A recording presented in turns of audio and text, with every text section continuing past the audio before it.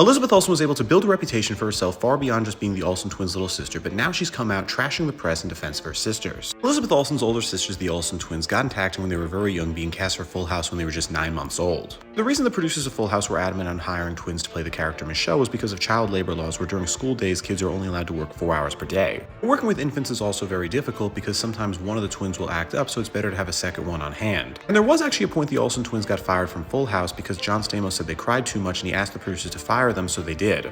The reason they were able to do this was because there was actually an initial pilot made for Full House with John Posey playing the character of Danny Tanner. After they filmed the pilot, the producers didn't like John Posey's acting, thinking he was too flamboyant and didn't fit well with the show. So they redid the pilot with Bob Saget, who just had another show he was doing canceled, so he was available at the time.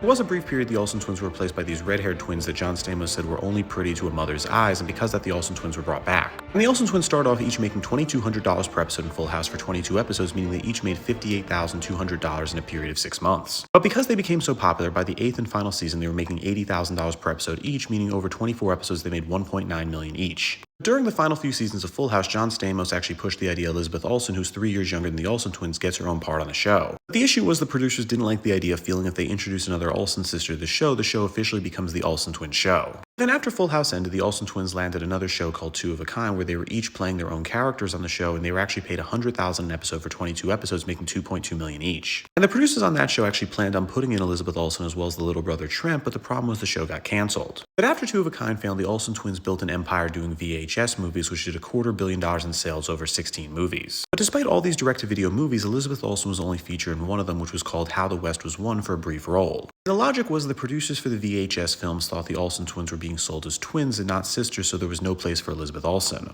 That was the case for the Olsen twins' clothing line, which did $300 million in sales in the late 90s and early 2000s at Walmart, where they didn't want Elizabeth Olsen in the marketing as well. But because that, Elizabeth Olsen didn't get the same pressure from the press as a kid and was able to go to NYU undisturbed, and also got a license selling real estate so she didn't have to borrow money from her sisters. Which ended up being a good thing for Elizabeth Olsen because during that time the Olsen twins were suffering from the paparazzi who were hounding them over claims of anorexia. Even Oprah Winfrey got into it, where when the Olsen twins were 17 years old, she directly asked them on her show if they had anorexia. Now, when Mary-Kate Olsen checked herself into rehab for anorexia, the paparazzi even tried to sneak in to get photos of her. And make things worse, before their 18th birthday, 6 countdown clock websites were set up to celebrate them becoming legal, and the paparazzi was told to try and find nude photos of them. Their careers also suffered, where they tried to move away from VHS movies to theatrical films, but they ended up failing with a New York Minute when they were 18, which made $23 million on a budget of $30 million. Because of that, they left the public eye to start their own clothing brand called The Row, and now they're worth each $250 million. On the other hand, Elizabeth Olsen didn't start acting until she was 22, doing the movie Martha, Marcy, May, Marlene, which was a hit, making $6 million on a budget of $550,000.